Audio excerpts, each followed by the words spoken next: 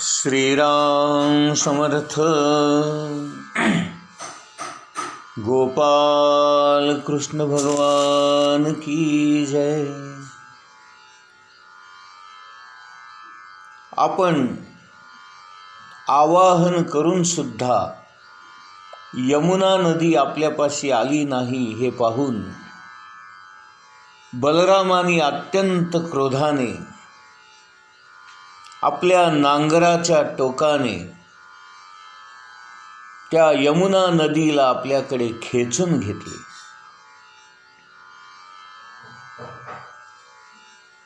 अत्यंत भयभीत आणि आश्चर्यचकित होऊन यमुना नदीने बलराम दादांच्या चरणावर लोटांगण घातले आणि ती त्यांची प्रार्थना करू लागली. हे प्रभू, हे राजा, हे बलराम दादा, हे महाबाहू, हे जगतपती, आपला पराक्रम माझ्या लक्षात आला नाही. भक्तवत्सल असणारे भगवान, आपण परम ऐश्वर्यवान आहात, भाग्यवान आहात. आपलं स्वरूप न जाणल्यामुळेच माझ्याकडून हा अपराध घडला. मी आपल्याला शरण आली आहे. आपण माझ्यावर कृपा करा, मला सोडून द्या.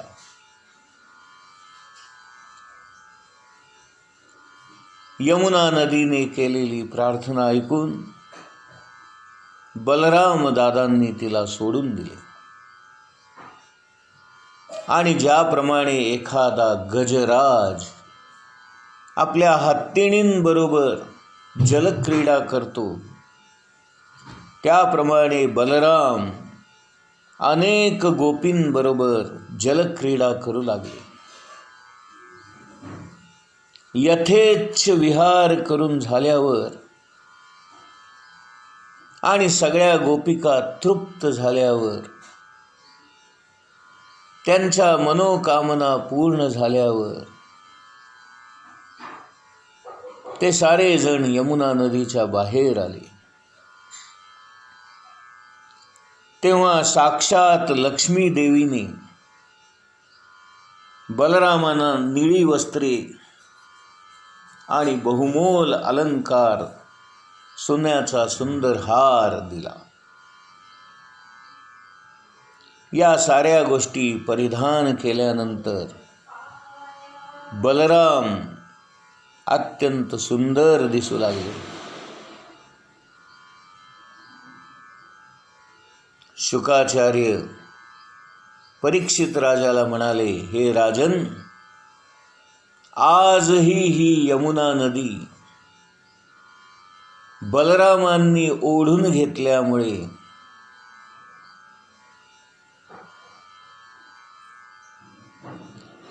तशीच आजही वाहते आहे. त्यामुळे या अनंत शक्ती असणाऱ्या बलरामाच्या यशाचं आणि त्याच्या पराक्रमाचं ती गायन करत असते. आजही तिने तोच मार्ग अवलंबला आहे आणि त्याच मार्गाने ती वाहते आहे. अशा प्रकारे ब्रजवासी गोकुळवासी गोपींच्या माधुर्याने, प्रेमाने, त्यांच्या भक्तीने बलरामाचं चित्त मोहित झालं होतं, मुग्ध झालं होतं. त्यांच्याबरोबर विहार करताना, त्यांच्या सहवासात असताना अनेक रात्री विहार करून सुद्धा आत्ताशी कुठं एक रात्र झाली असं भगवंताला वाटत होतं. शुकाचार्य परीक्षित राजाला सांगत होते, बलराम गोकुळामध्ये आणि वृंदावनामध्ये गोपिकांबरोबर रमले होते. त्यांना गोकुळ सोडून जावंसं वाटेच ना. आणि इकडे द्वारकेमध्ये भगवान श्रीकृष्णांकडे एक दिवस राजा पौंड्रुकाने पाठवलेला एक दूत त्यांना भेटायला आला आणि त्याने आपल्या राजाचा निरोप सांगितला.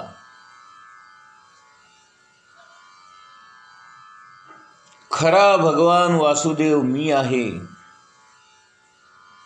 तुम्ही खोटे आहात, नकली आहात.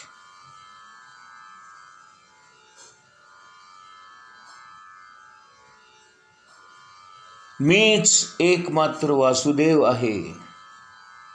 माझ्याशिवाय या जगामध्ये अन्य कोणीही वासुदेव नाही. सर्व प्राण्यांचं कल्याण करण्यासाठी, त्यांच्यावर कृपा करण्यासाठी मी अवतार घेतलेला आहे.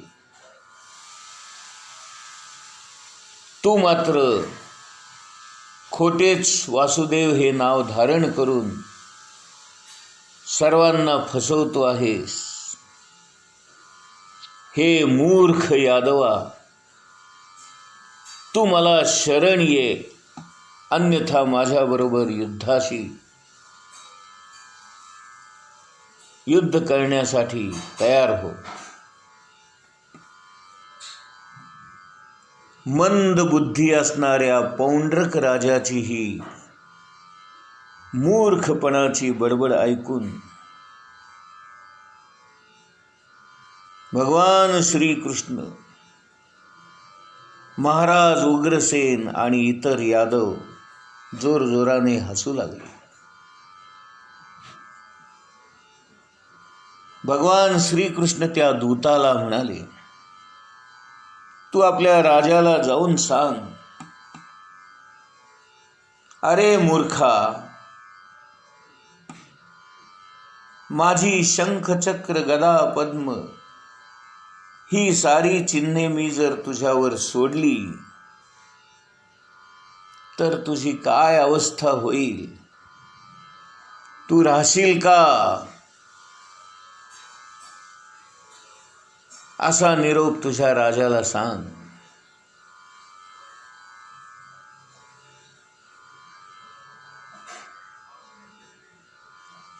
दूताने गोपालकृष्णांचा हा निरोप राजा पौंड्रकाला जाऊन सांगितला. भगवान श्रीकृष्णांनी रथावर आरूढ होऊन काशी नगरीवर चढाई करण्याचा प्रयत्न सुरू केला. कारण तो मूर्ख पौंड्रक राजा त्याचा मित्र असणाऱ्या काशी नरेश या राजाजवळ राहत होता. भगवान श्रीकृष्ण आपल्यावर चाल करून आलेले आहेत हे पाहून पौंड्रक आणि काशी नरेश या दोन्ही राजांनी सैन्यासह श्रीकृष्णावर प्रतिहल्ला करण्यासाठी सज्ज होऊन, सावध होऊन युद्धासाठी तयार झाले.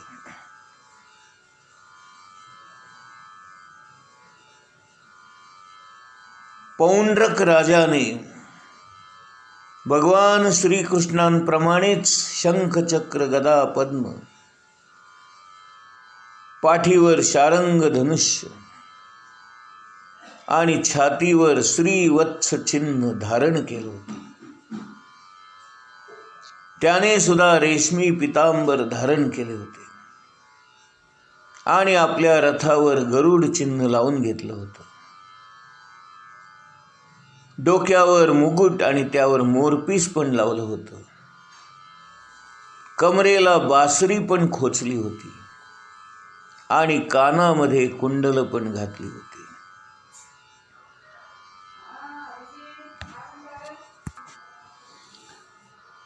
पण एखाद्या रंगमंचावर काम करणाऱ्या नटाने ज्याप्रमाणे कृत्रिम वेशभूषा करावी आणि या साऱ्या खोट्या गोष्टी धारण कराव्या, अशा प्रकारे भगवंताचा वेश धारण केलेला एक बावळट असा तो दिसत होता. त्याचं हे असं विचित्र वेशभूषा करून सजवलेलं रूप पाहून भगवंताला हसू आलं.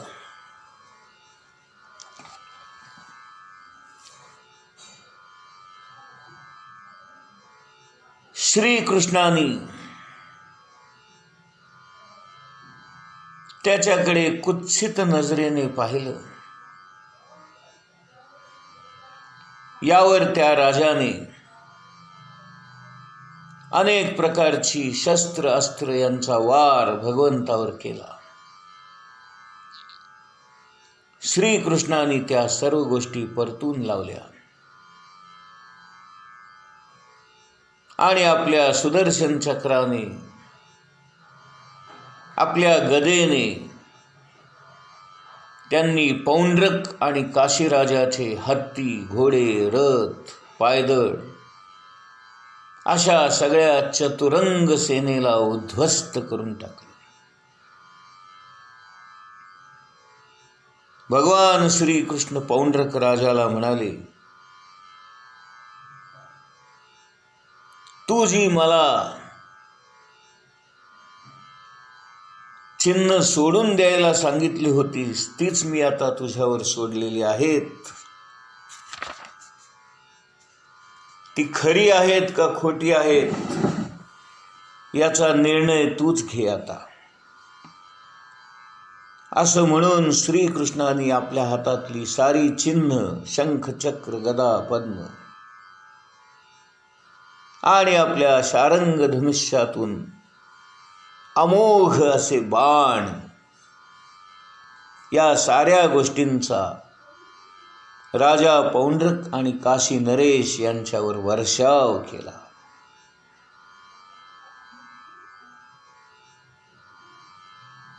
सारी चतुरंग सेना छिन्न विच्छिन्न करून टाकली. सगळ्या सैन्याचा संहार घडवून आणला. सुदर्शन चक्राने भगवंतानी त्यांची मस्तके छाटून टाकली. पौंड्रक राजाचं मस्तक रणांगणातच पडलं, परंतु काशी राजाचं मस्तक मात्र भगवंतानी थेट त्याच्या महालाच्या प्रवेशद्वारामध्ये जाऊन पडेल अशा पद्धतीने ते उडवलं. आपल्या राजाचं मस्तक राजवाड्याच्या दरवाजासमोर पडलेलं पाहून काशी नगरीतले लोक, तिथले रखवालदार, तिथले पहारेकरी आश्चर्यचकित झाले, घाबरले. आपला राजा मारला गेला हे त्यांच्या लक्षात आलं.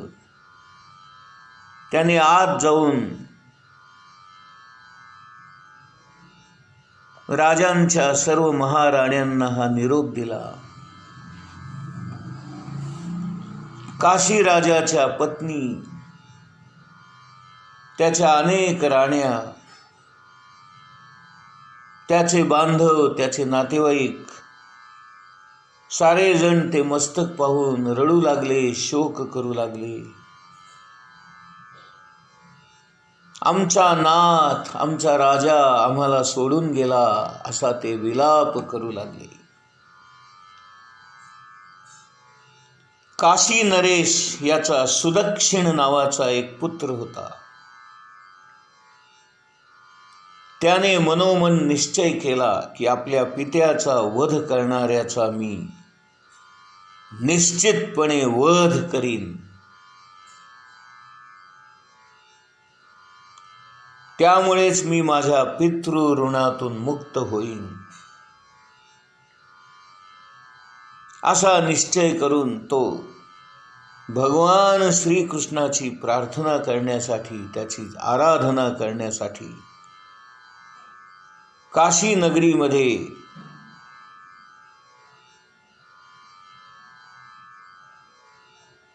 एका एकांतामध्ये बसून भगवंताची प्रार्थना करू लागला. भगवान शंकर त्याच्यावर प्रसन्न झाले. तुला काय हवं ते माग म्हणाले.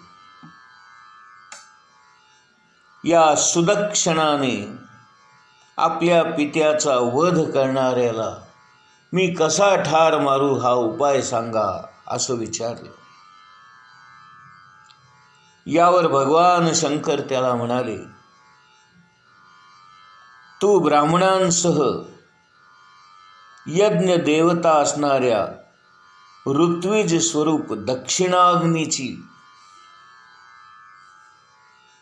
अभिचारिक पद्धतीने आराधना कर. तो अग्नी तुझा संकल्प पूर्ण करेल. अशा पद्धतीने सांगितल्यावर भगवान शंकरांनी सांगितल्याप्रमाणे त्यांनी उपाय केला. गोपाल कृष्ण भगवान की जय.